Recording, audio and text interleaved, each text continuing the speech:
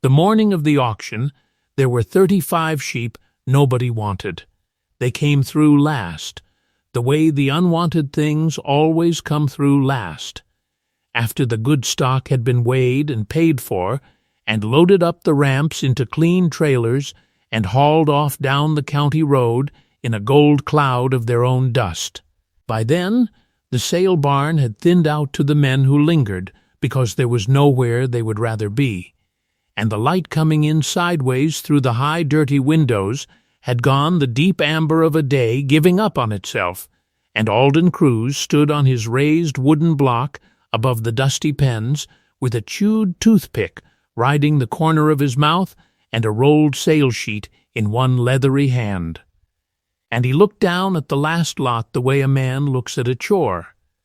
They were a rough old landrace, heavy through the bone and horned, a foraging mountain breed nobody in 3 townships had kept inside of 40 years, and they were in a state that made grown stockmen turn their shoulders and study the far wall.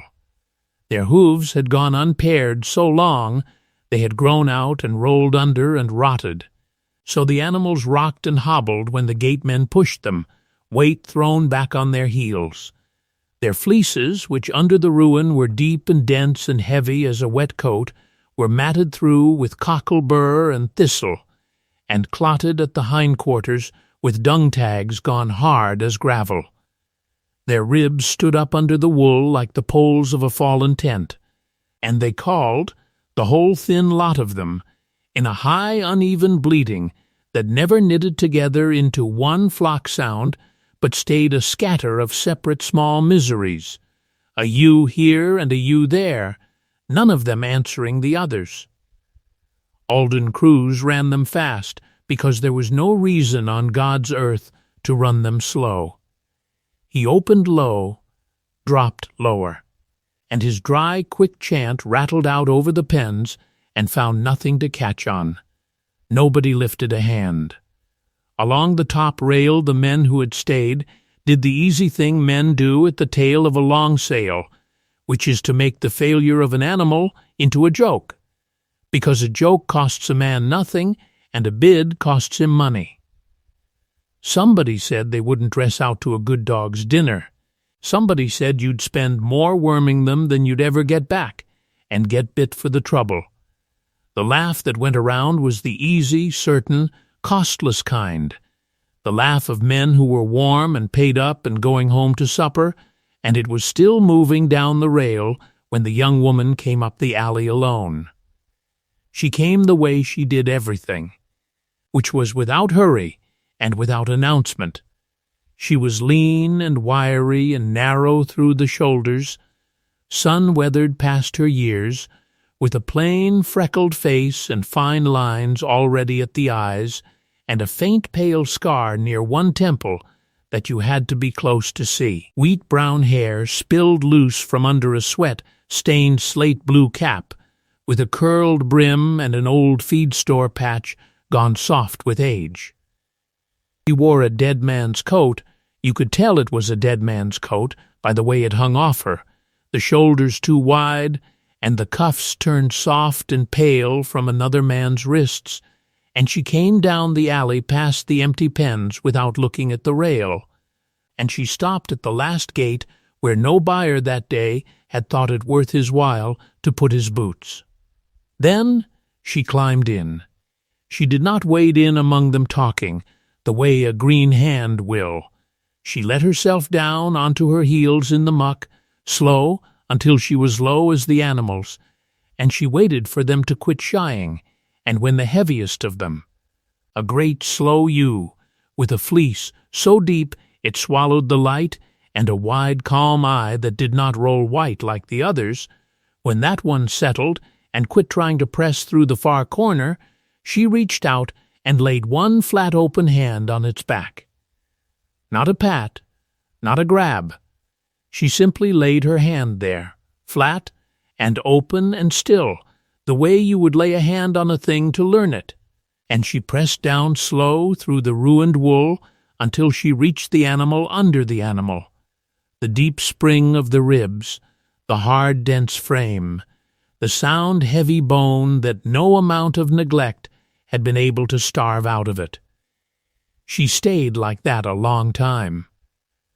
The narrator will tell you plainly that she was reading something the whole rail had already decided was not worth reading, and that she was in no hurry to be done, and that she said nothing at all.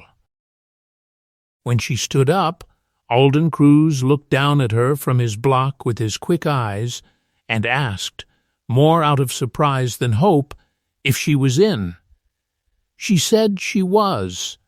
He put the whole lot up on the one bid, because there was only ever going to be the one bid, and he knocked them down to her with a flat little tap of the sale sheet against his leg and a look that was somewhere between amused and sorry.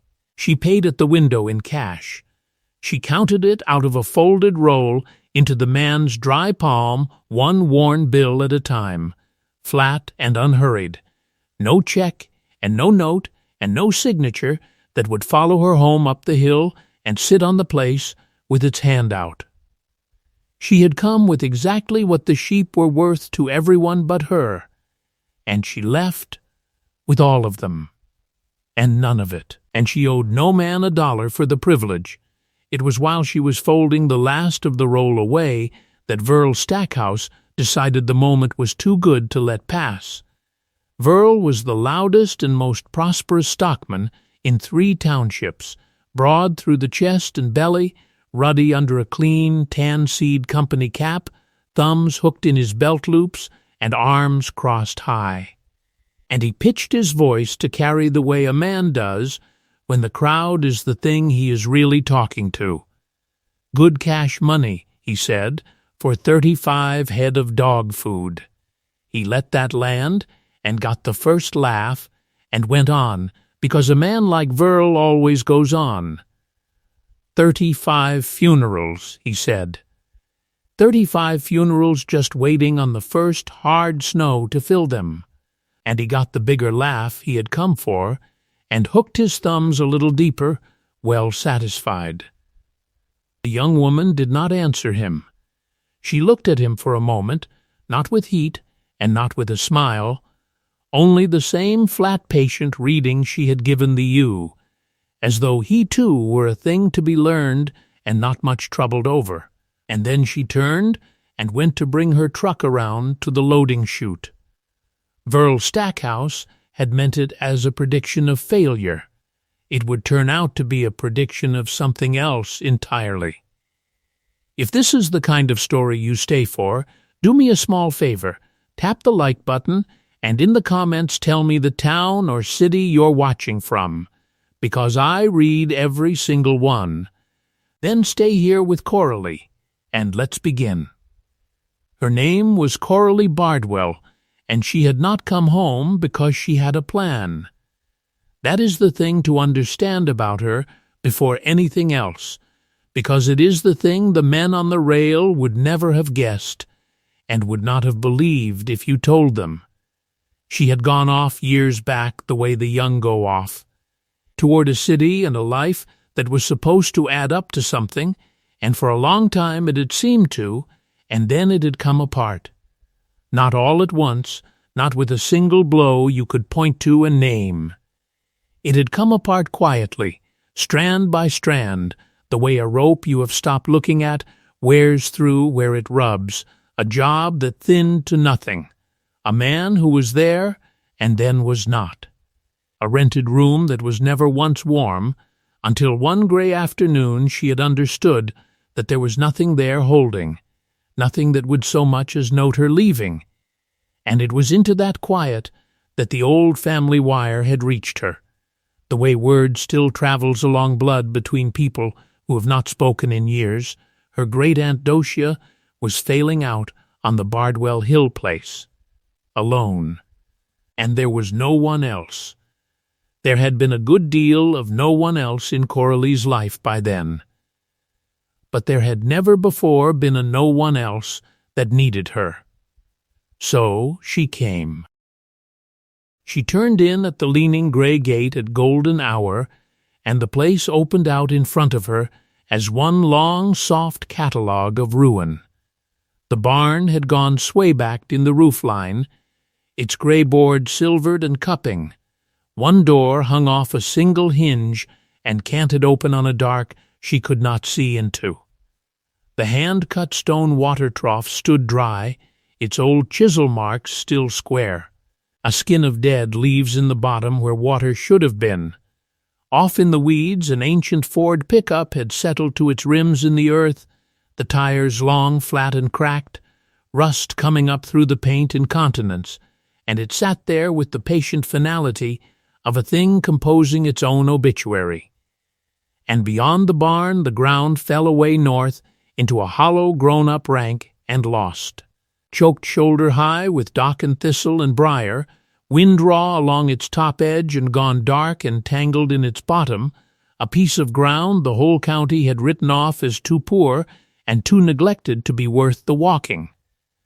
Coralee looked at all of it a long moment from the cab, the engine ticking, and then she shut it off and got out into the enormous quiet. Dosia was on the porch.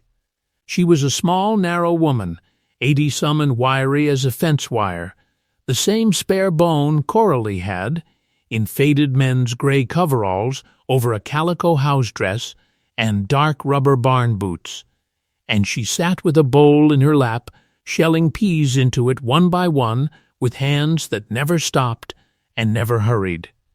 She did not get up. She watched the girl come across the yard with pale, steady eyes that missed very little, and she let her come all the way up onto the porch and stand there before she said anything, and what she said was only that Coralee had gotten thin. Coralee said she supposed she had. They sat.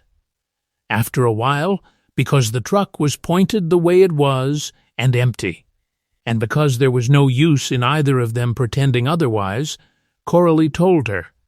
She told the whole foolish thing plainly, the way you confess it when you already know how it sounds, the sale barn, the last lot, the 35 sick-horned sheep nobody would touch, the cash counted flat into Alden Cruz's hand, the laughter, all of it. She left nothing out, and she made no case for herself. Dosia shelled peas through the whole of it, and did not look up, and when it was done she was quiet a moment longer, her thumb splitting one more pod along its seam. Then she said, "Those are the ones." That was all. She did not explain it. Coralee did not ask her to. That night, hunting a candle through the dark house, because the power had been off long enough that the switches had stopped meaning anything, Coralee found the ledger. It was in the front room in a low cupboard, a cloth-bound book, gone soft and swollen at the corners from decades of a barn's damp and a man's thumb. And she took it to the kitchen table and set the candle by it, and opened it. And she did not sleep much after that.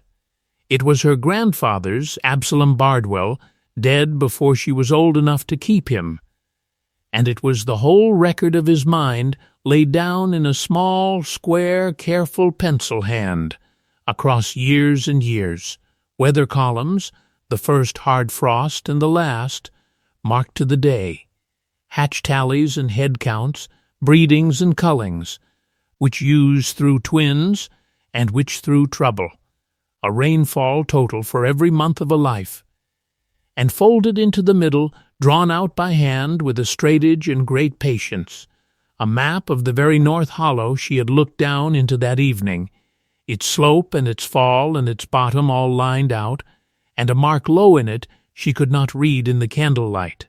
She turned back toward the front of the book, where a man writes the things he means to keep in front of himself, and there she found the line. It was underlined, not once and idly but hard, gone over and over until the graphite lay shining and the paper beneath had begun to burnish and give. The way a man underlines a thing he needs a later fool to be unable to miss. The soft flock freezes in the open, it read. The old blood keeps the wall. She read it more times than she could count. She did not yet know what it meant. She only knew, the way you know a thing before you can say how, that it had been written for her and left where she would come to it. Above the drain board, when the candle found it, there was a photograph in a frame behind cracked glass, dust faded to a warm brown. A young man stood square in an ochre pasture in the low gold of some evening 60 years gone, tall and already gaunt, a heavy dark mustache, a battered felt hat pushed back off a lined and watchful face, a cloth-bound book. This book, she understood. The very one open under her hand, tucked up under one arm. And around his legs, filling the whole lower half of the frame, pressed the same heavy-horned, deep-fleeced sheep, the same breed exactly as the 35 ruined animals asleep now in her barn lot. He was not looking at whoever held the camera.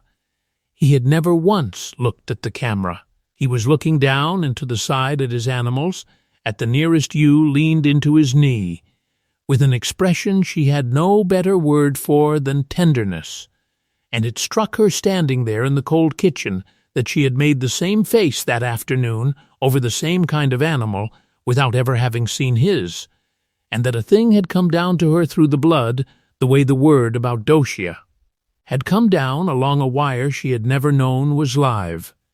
In the morning she drove to the feed store and bought, among the wormer and the hoof shears and the sacks she could barely pay for, a plain green cloth notebook and a stub of pencil, and that night she began her own book the way he had begun his, a date and a weather and a head count, 35, and beneath it she copied out his first method in her own hand, and then, at the top of her own first page, she wrote his one underlined line over again, and underlined it herself. Hard. The soft flock freezes in the open. The old blood keeps the wall, so that it would be the first thing she saw every time she opened it. And about that same time, though she did not remark on it then, and could not have said which morning it first happened, a boy began drifting up the lane. He came on foot from wherever he came from, a lean, quiet teenager in a shapeless gray cap pulled low and a faded green flannel with the sleeves shoved up. And he did not knock, and did not ask, and did not much talk. He would simply be there at the edge of the lot in the early light, watching the sheep, watching her work the sheep, and after a day or two of that, he took up a shovel that needed taking up without being told, and went to work and said nothing at all. His name, when she finally got it out of him, was Cade Rule. He was 14 or 15, she never did learn which, and he never volunteered it. And he had a way of being present without asking anything of her, so that after the first strangeness of it wore off, she stopped thinking of him as a visitor and started thinking of him as weather, as something that came with the light and left with it. He did the work nobody assigned him. He carried water. He forked the old bedding out of the barn and laid down fresh. When she knelt in the muck at the feet of a ewe, he would come and hold the animal's head against his knee, quiet and sure, and the ewe would go still for him in a way she did not go still for anyone else, and Coralee learned to save the worst of the footwork for the mornings he came, because with his hands on them, the work went twice as fast and half as hard. And there was a great deal of footwork. That was the first thing, and the slowest, and the thing no one would ever see. The 35 had stood too long in wet lots on ground gone sour, and their hooves had grown long and curled and rotten, folding up over the sole so that the animals walked back on their heels like old men in shoes too big. And inside the fold the horn had gone soft and black and stinking. You could not fix a foot like that in a day.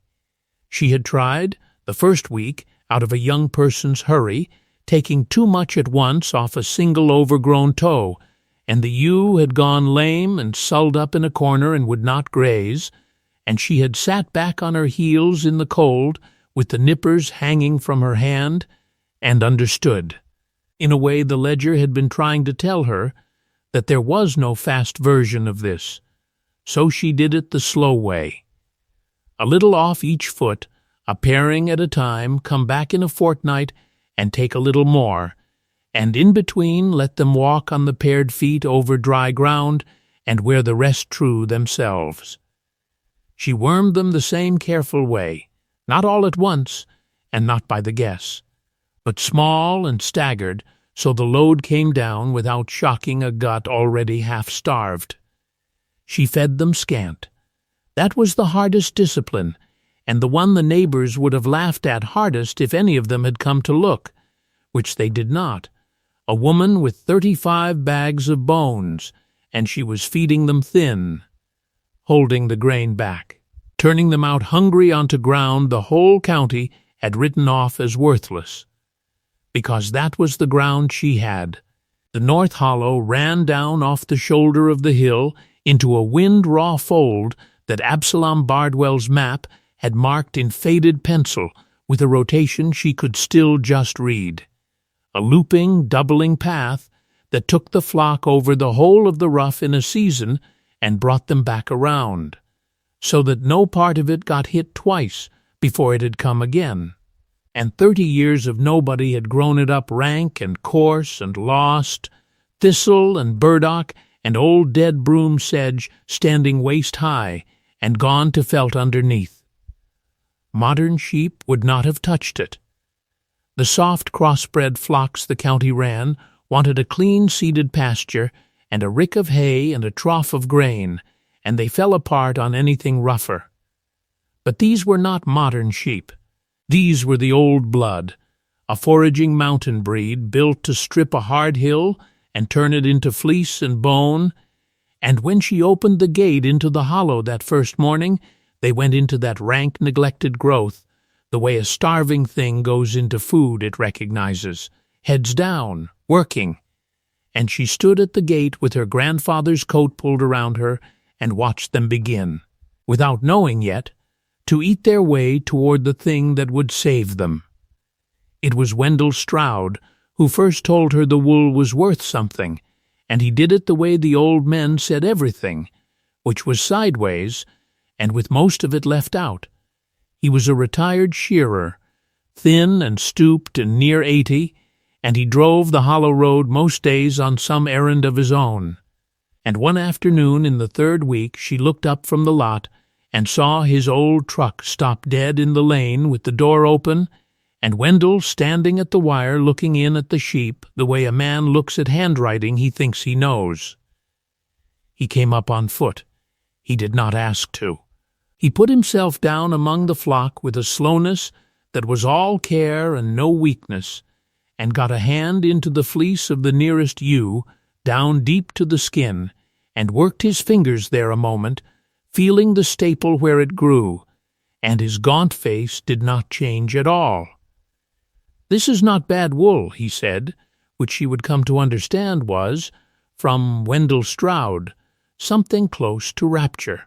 He stood and looked over the whole ragged lot of them, the ribs and the burrs and the rotted feet, and past all of it to whatever it was he actually saw. "Your grandfather knew his ground," he said. And then, because that was apparently the entire speech he had prepared, he asked her did she have shears, and when she said no, he said he would bring his, and he came back the next morning. And he taught her. He taught her to shear the old way, by hand, with the long blades, because he said a hand-sheared fleece kept its second cut off the market, and a hill this rough would never justify a machine. He taught her to set the animal down on its rump between her knees, so it went slack and dreaming and quit fighting, and to open the belly and run the long blows up the flank in one unhurried sweep, so the fleece came off whole in a single blanket. He taught her to throw that fleece-cut side down on the skirting table and skirt it, to pull the dung tags and the burr-matted breech, and the short second cuts off the edges and away, so that what was left was clean and long and sound.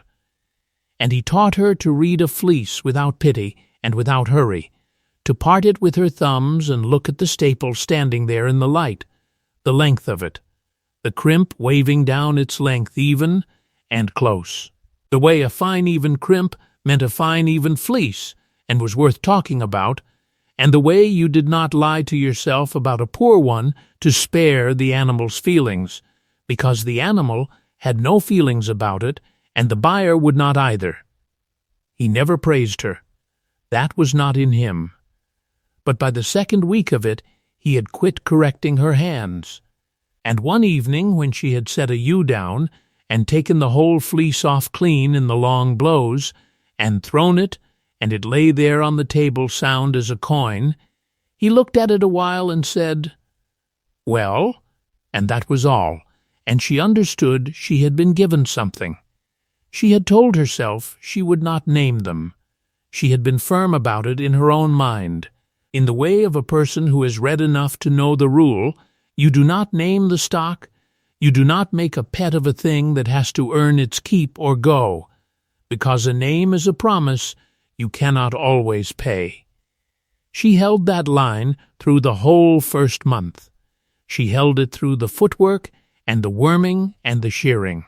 She held it, and she almost held it all the way, and then there was the one, the heavy, slow lead ewe, the very one she had laid her flat hand on in the sail pen that first gold afternoon, the one with the deepest fleece and the calmest eye, who walked at the head of the 35 without hurrying, and who the others fell in behind without being made to.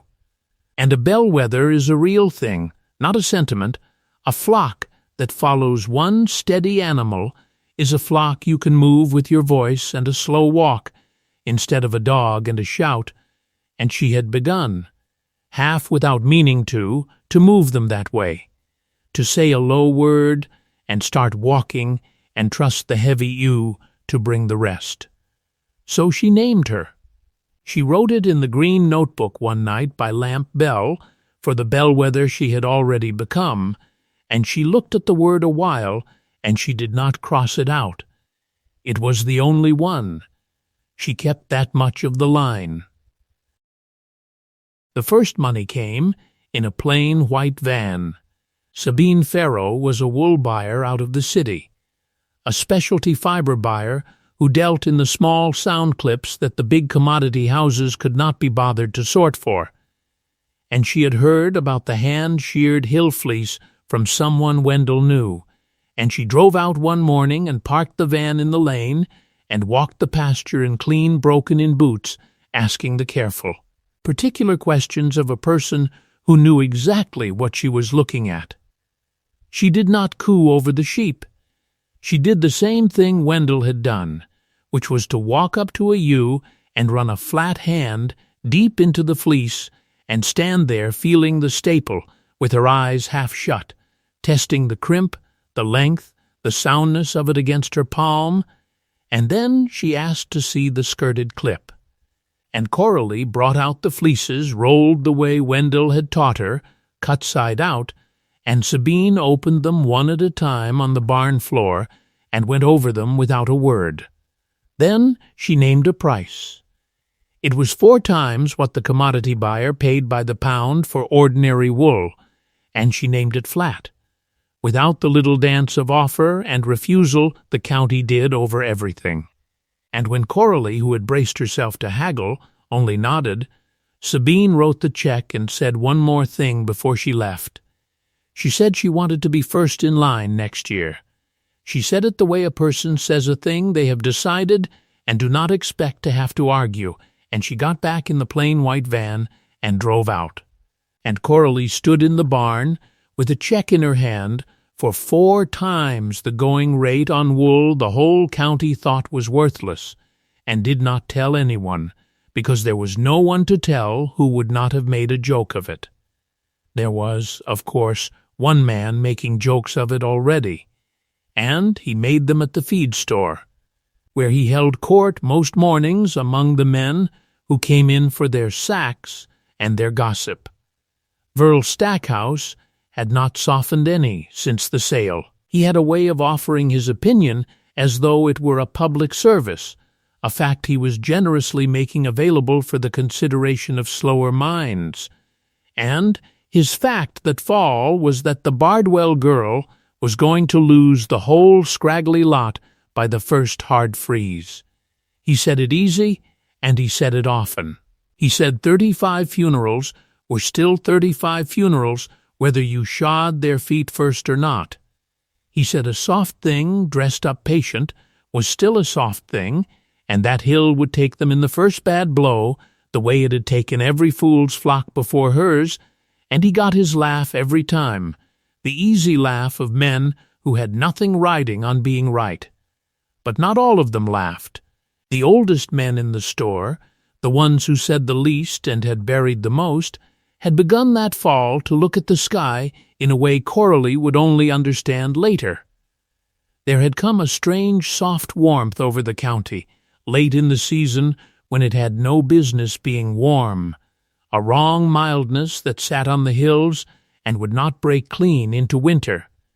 And the sky behind it had gone a hard, flat white, high up and even and colorless, day after day.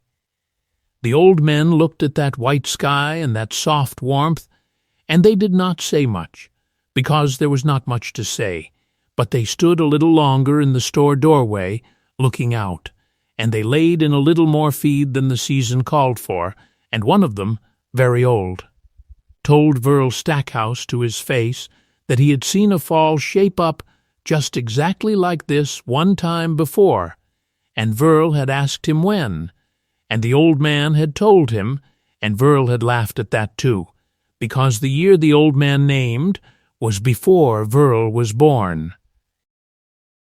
Through all of it, into the shortening days, Cade Rule kept coming up the lane.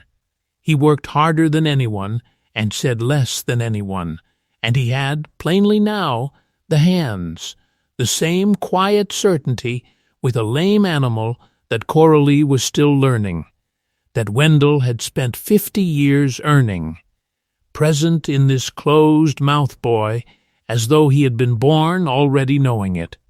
She caught him one evening, standing at the wire in the last light, watching Belle bring the flock up off the hollow, watching the way the heavy ewe led and the others came, and there was something on his face that was not longing exactly, but was near it, the look of a person watching a thing be done right. He saw her see it and looked away and picked up a shovel that did not much need picking up, and she let him have his privacy, and said nothing, because by then she had learned that with Cade Rule the surest way to lose a thing was to name it out loud. The warmth broke on a Tuesday. It broke the way the oldest men had been afraid it would break. Not slow, but all at once, the soft, wrong mildness giving way inside a single afternoon to a cold that came down out of that flat white sky like a hand closing, a plunging, wrong, deep, boring cold that dropped past winter and kept going, and behind the cold, before dark, came the snow. It did not drift down.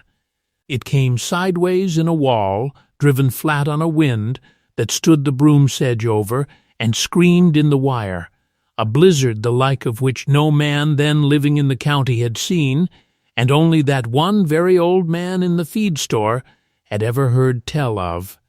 And it rolled down over the hills and shut the world to a roaring arm's length white and buried the county whole.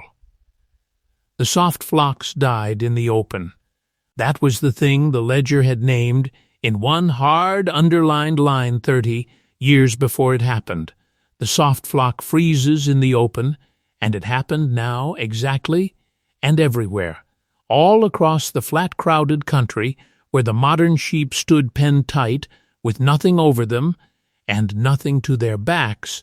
They drifted before the wind because it was in them to drift, and they piled against the downwind fences because the wind drove them there, and they smothered and froze in the piles by the score, and the 100 whole flocks going down together in the dark against a woven wire fence that held them just long enough to kill them. Verl Stackhouse's prize flock, the fat, clean crossbreds he had held court over all fall, went down that way with the rest, penned proud on the open flat with the best of everything and no wall on earth to their backs. But the 35 had spent the whole season eating the North Hollow down. Blow by blow, mouthful by patient mouthful, working the grandfather's rotation over the rough-all fall, they had grazed the rank neglected growth back off the ground. And there, come clean and gray out of the swallowing sod as the growth fell away, was the wall, an ancient hand-laid dry stone windbreak, laid up by hands dead a lifetime, running a long, low curve along the lee shoulder of the hollow, with a sunken, sheltered fold behind it, the whole of it grown over and lost and forgotten for 30 years, and grazed back into daylight now by the only mouths in the county patient and hard enough to want that ground. The very wall the ledger named. It had waited under the sod as though it had waited on purpose, waited 30 years for a mouth slow enough to uncover it, and it came clean out of the earth just in time to be needed. Coralee did the one hard thing the line asked, which was not to fight the storm, but to trust the ground. Everything young and afraid in her wanted to do something big against a thing that size, to haul the flock up to the barn, to fight the wind head-on, to act. The ledger said otherwise. The ledger said, the old blood keeps the wall. And so in the last gray light, before the storm shut the world, she went down into the roaring hollow with the snow already coming flat and stinging, and she did not drive them, and she did not shout. She said the low word she used, and she started walking, and Belle put her heavy head down into the wind and led, calm as Sunday, down off the exposed shoulder into the sunken fold behind the old stone wall, and the 35 came after her in a long patient line and folded themselves down into the lee of that 30-year buried windbreak, packed warm and out of the wind's teeth behind the gray stone their own hunger had uncovered, and there they put their backs to the wall the way their blood had always known to do, and held. And Coralee climbed back up out of the hollow into the screaming dark with the snow filling her tracks behind her before she had lifted the next foot, and left them to the wall, and trusted it, because a dead man's pencil had told her to. The storm blew itself out sometime in the black hours of the third night, the way such storms do, going all at once from a scream to a silence so total it woke her, and Coralee Bardwell lay in the cold dark of her grandfather's house and listened to the nothing and was afraid to go and look. When the gray came up, she went down through drifts to her waist, breaking trail with her whole body, and the county lay under it white and smooth and terrible and quiet.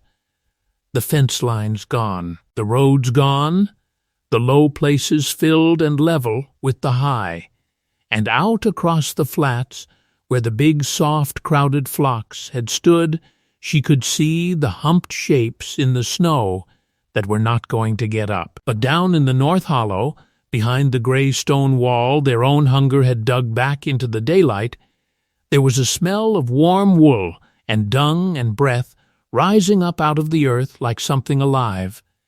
And she came over the lip of it, and there they were, 35 head of a horned old landrace nobody had wanted, standing and lying easy in the lee of the drift break, with the snow curled, clean over their backs, and Belle up on her feet in the middle of them chewing at nothing, and Coralee sat down hard in the snow and did not cry exactly, but it was near enough. They came out to see it after that, once the roads were broke open, driving the section lines slow, to look at the one flock in the county that had lived, and she did not turn anybody off. Cade Ruel worked beside her through all of it, and said less than anybody, and had the head count done before she asked for it, and she wrote it in the green notebook by lantern, the way her grandfather had written his, 35, and every one of them standing. Verl Stackhouse came up the lane on foot on a still white morning near the end of that week, and she watched him come the whole long way.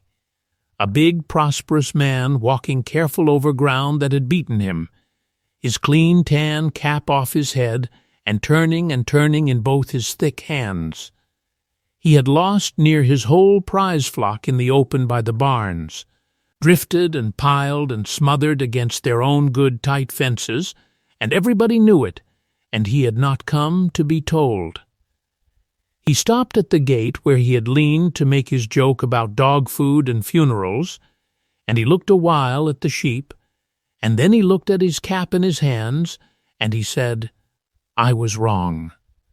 That was the whole of it. He did not dress it up, and he did not make a production of it, and he did not ask her to make it easier for him, and she gave him back the one thing that mattered, which was that she did not smile.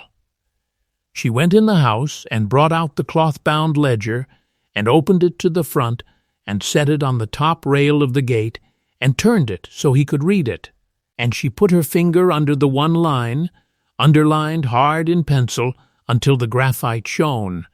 The soft flock freezes in the open, the old blood keeps the wall, and she let a dead man say it, because it was his to say and not hers.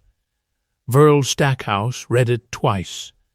Then he put his cap back on his head and said, he always did know his ground, and went back down the lane the way he had come, and they left it there. And it held. Sabine Farrow came again in the plain white van when the roads would take it, and worked her flat hand deep into the fleeces the way she had the first time, testing the staple and the crimp with her eyes gone far off the way a person's do when the hands are doing the knowing, and she bought the whole clip at 4 times the going rate and did not haggle a cent of it, and asked once more to be first in line for as long as the hill would give it, and Coralee wrote her name in the green notebook under the count.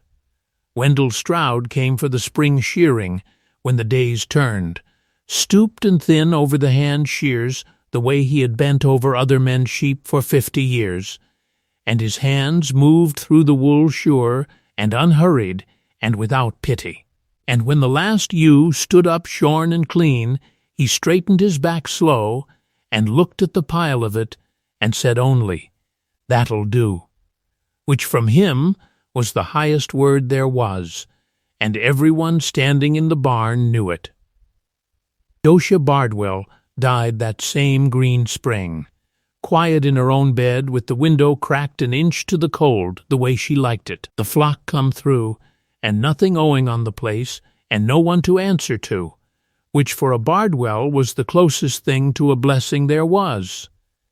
She left a note in her thin, spidery hand, a few words only, saying 1/10 of what she thought the way she always had, that the place should go to the one who had the hands, and there was no name on it, and there did not need to be, because everyone who had watched that quiet boy move a flock or set a post already knew who she meant.